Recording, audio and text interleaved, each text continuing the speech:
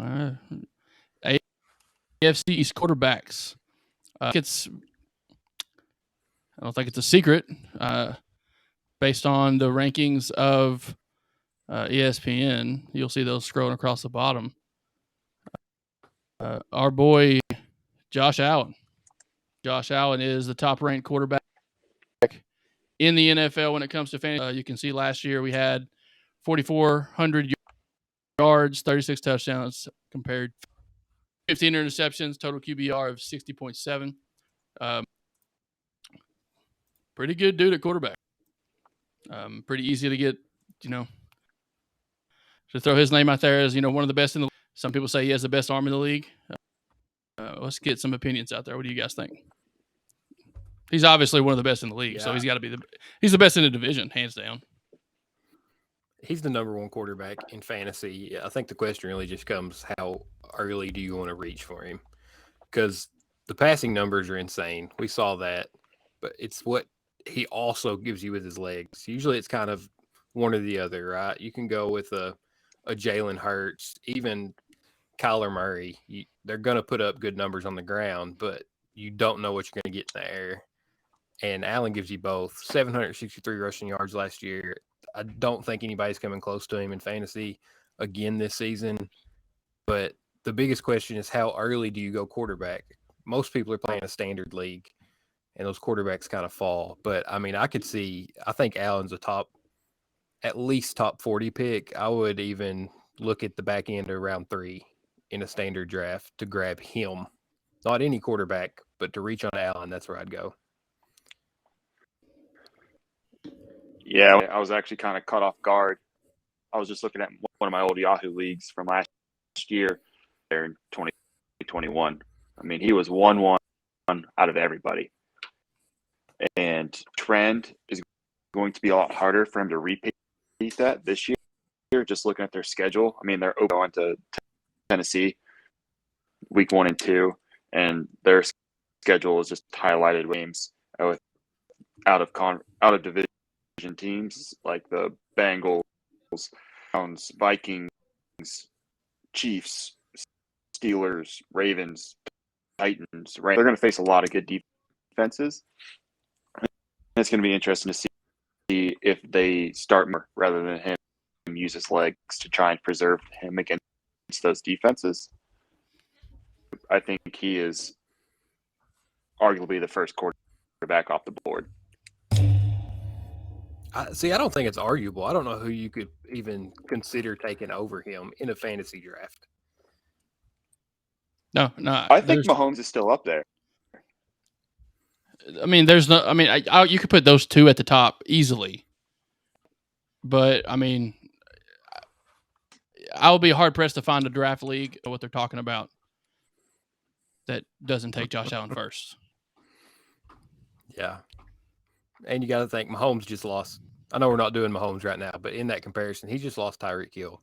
And I know Mahomes helped Hill more than Hill helped Mahomes. I understand that. But there's going to be a little bit of something that he loses from not having him. Shift over there. Yeah. We're talking quarterbacks. Let's go down to the Dolphins. Yeah, so the Dolphins have Tua Tongaloa. Not the greatest year last year. Did rattle off 8 wins in a row. Tua's a guy he's kind of slept on, honestly. He just got Tyreek Hill from the Kansas City Chiefs. Here's Tua's stats from last year. We had, a little over 2,600 yards, 16 touchdowns to 10 interceptions. The touchdown number isn't there, but I think that number will rise with the introduction of Tyreek Hill in there, along with Jalen Waddle, and you have Mike Gesicki as well, and we'll talk about those guys later. But this is a year Tua has to perform, in my opinion, in order for him to continue to be a Miami Dolphin, and in order for us to keep talking about him really as a top quarterback in this league. If you put these quarterbacks in order in the AFC East, obviously I think Josh goes first. I'm going to put Tua at third behind Mac Wilson, honestly, or behind Zach Wilson and Mac Jones.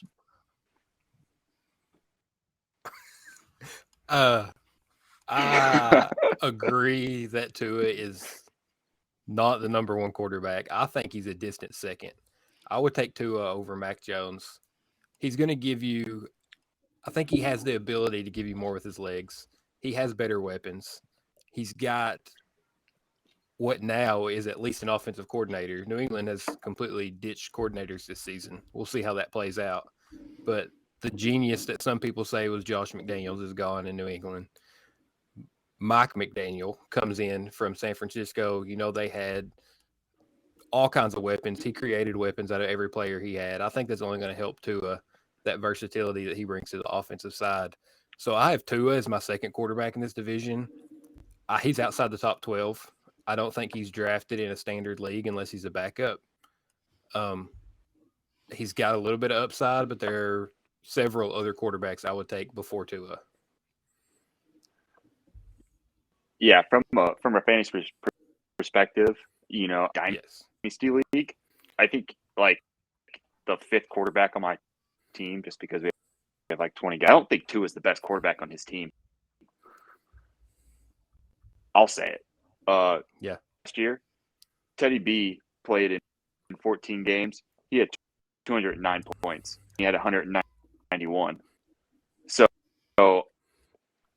and we all saw the duck that he threw to Tyreek Hill, that Tyreek Hill had to basically run back 10 yards to go catch. I think it was episode 1. You know, I was a Baker, and I think Tua falls into that same category where I think he has 6 games to prove to the next level with the weapons that he has, or else they're going to hand the – because I think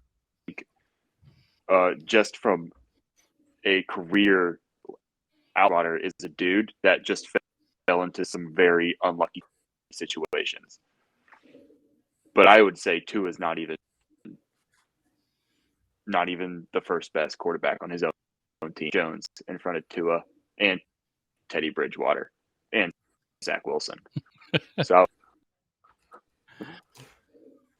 a lot of love for Tua Tagovailoa on the stream today. I don't hate the guy. I really don't. I think he's got more potential in him that we've seen, honestly. But as you can see, some of our viewers out there, Mr. T. Bell, not talk as well. Also, shout out to my brother Justin. Tua is hot garbage. That's good stuff. I think the thing Tua has going for him, and Dave said this himself after, you know, just absolutely trashing Tua, he thinks Miami can push Buffalo for the division title. He thinks Miami's a playoff team. They've got a good defense. They've got great weapons. And if Mike McDaniel can take Jimmy Garoppolo to multiple conference championships, which I think Jimmy G's better than Tua. I do agree with that. But I think Tua has the best situation. And I think Zach Wilson is absolutely undraftable, unusable, whether it's fantasy, whether it's Madden, whether it's actual football. I think there's 2 quarterbacks in the NFL, let me take that back. 2 passers in the NFL last season that had a worse rating than Zach Wilson. That was Ryan Fitzpatrick. He attempted 6 passes. And Leonard Fournette, who was 0 for 1. Leonard Fournette. Those are the only quarterbacks. That played football in the NFL last season that had a worse QBR than Zach Wilson. Oh, that's funny. Leonard Fournette. Did you guys see where Leonard Fournette showed up to camp at like 280? Yeah. Poor guy. Hey. He'll get back down. Tyler says if they are smart, they're going to just use Hill with slants and screens, which he's going to take all the underneath routes and Waddle's going to go deep. That's pretty much what I think is going to happen, honestly. But Leonard Fournette better rating than Zach Wilson. No, it was That's worse. Kind of but funny. One of the only 2 worse in the league. Oh, okay. Well, let's look at Zach Wilson's stats from last year. 9 touchdowns to 11 interceptions. So, buddy, he also led the league in sack yards. Was not sacked the most. Burrow had 8 more sacks than him. But Zach Getting Wilson sacked- led the league in sack yards. I mean, this dude's not very good, but he was a high quarterback draft pick for some reason. I don't know. That's what kills me about these drafts is because these people draft these not like Carson Wentz, for example. Pretty good years, kind of fell off the map. Those other guys, Zach Wilson coming from BYU, he's, didn't really have a lot of good competition. And I'll be honest with you, we just talked about Tua. Alabama quarterbacks, other than Jalen Hurts, hasn't really panned out that well. I think you could say any Alabama quarterback hasn't panned. I mean, when was the last time you heard about an Alabama quarterback winning the Super Bowl? It's been a while. Couldn't even name you the last one. If you can name the last Alabama Super Bowl, please leave a comment. This might be the funniest comment. Oh, Appreciate it. that was Bill. great. Oh, y'all don't know the story about Zach Wilson hooking up with some of his mother's friends. It's pretty public, honestly. So let's just we'll end that conversation right there. How about that? Oh, I got one good one here. The best comment I saw on it was that Wilson went from playing with Cougars to laying with Cougars.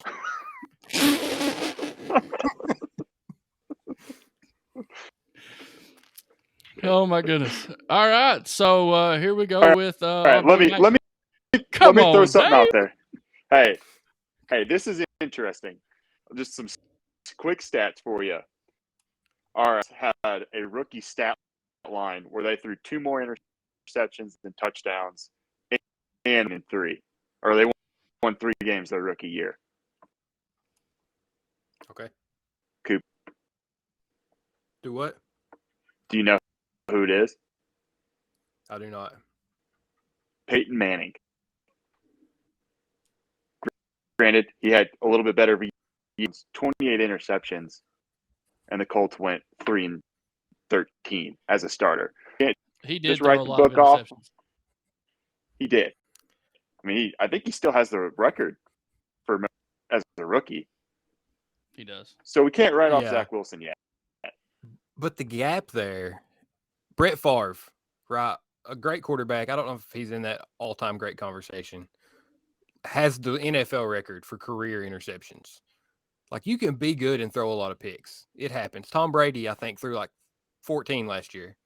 The problem is he only threw 9 touchdowns. Manning threw 28 picks, but he had 26 touchdowns. Wilson's not even getting you a score a game. Like, you can't have that out of a quarterback. Your defense isn't holding you up in New York. Like, New York is really bad. I want nothing to do with Zach Wilson. From a fantasy perspective, I'm taking high upside backups before Zach Wilson. Give me Teddy Bridgewater. Give me Baker Mayfield or Sam Darnold. Give me Drew Lock or Geno Smith. Like, I mean that. I would rather have either one of those guys because if they start, you would rather have better numbers. Drew Lock. 100%. No question. I think I would for Drew Lock. He's not getting drafted. I mean, you could have a 12-team, 2-quarterback league, and I'm not putting Zach Wilson on my bench. Well, that's what we have on the Bush League is 2 quarterbacks. Matt Reed with the comment that says they don't win. Talking about quarterbacks from Alabama quarterbacks, they don't win because they draft so high and their teams are terrible. They end up having to start right away. What do you guys think about? I mean, there's just a lot of truth to to what that. I just said about Peyton Manning. I mean, the Colts went 3-13 his rookie year. He was throwing, the great ones, kind of can withstand that. It ran a organization, had some help, had some other guys come in, but Joe Burrow.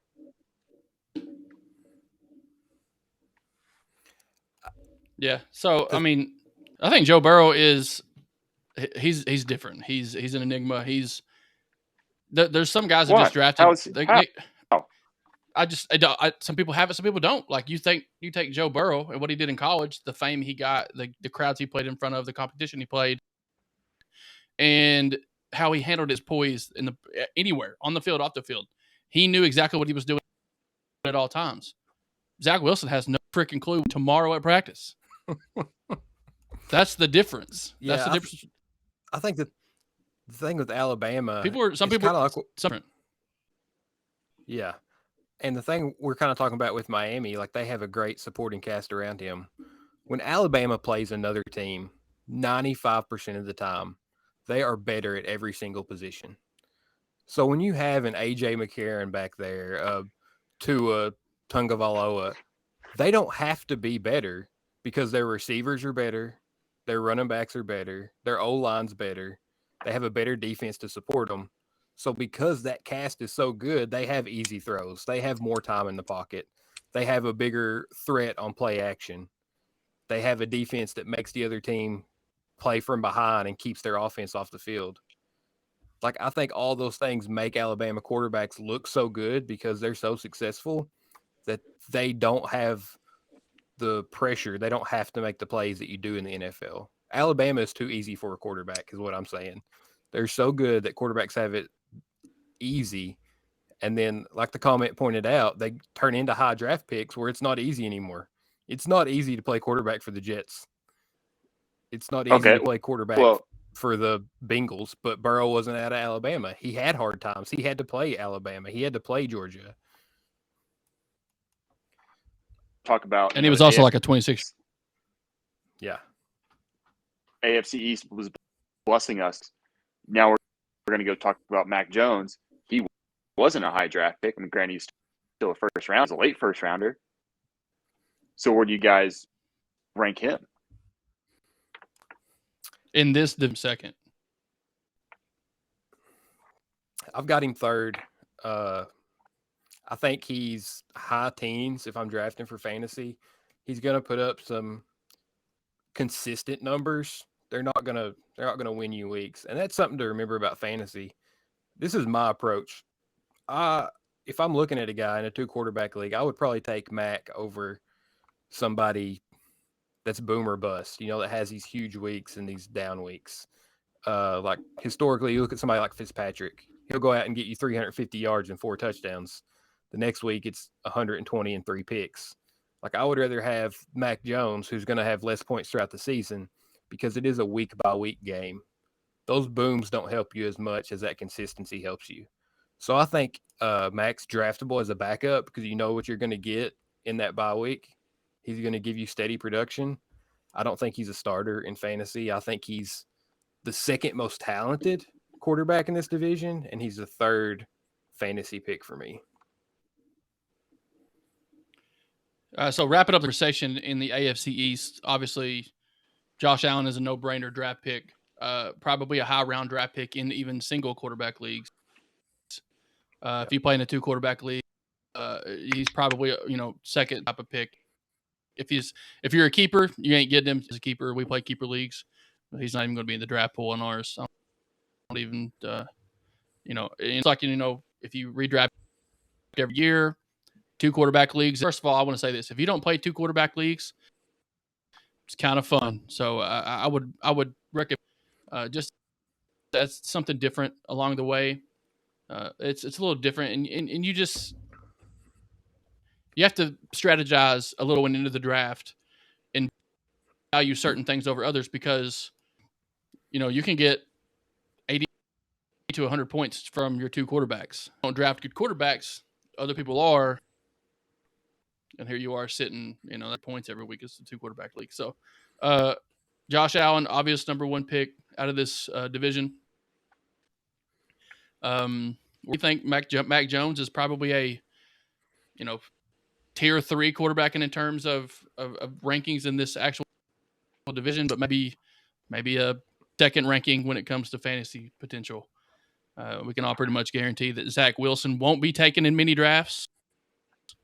If I had to guess, it would be less than 20% of drafts, and we're looking at BYU fans drafting him probably. But and then Tua, I think Tua will get drafted in quite a few leagues based on just the receivers he has. To me, like Coop mentioned, that boomer bust. I think Tua has a boomer bust potential. He might be a good pickup on a bye week on the matchup. that's a good strategy to use, in my opinion, with Tua.